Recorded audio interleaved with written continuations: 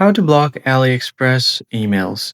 Hey guys, in this quick tutorial, I'll show you a quick and easy way to block off the email notification from AliExpress. So let's just get right into it.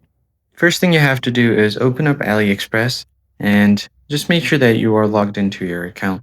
So if you have been getting a lot of email notifications from this, whether it be promotional or any of the product informations, you can directly turn it off.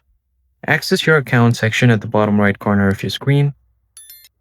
Once you are there, you'll find the gear icon at the top of your screen right beside the notification settings. Or you could just tap on the notification messages and directly tap on the gear icon at the top right to go to notification settings. If you don't see it here, scroll back and then go to settings first, and then go to notification settings. Now from here, go to email subscriptions.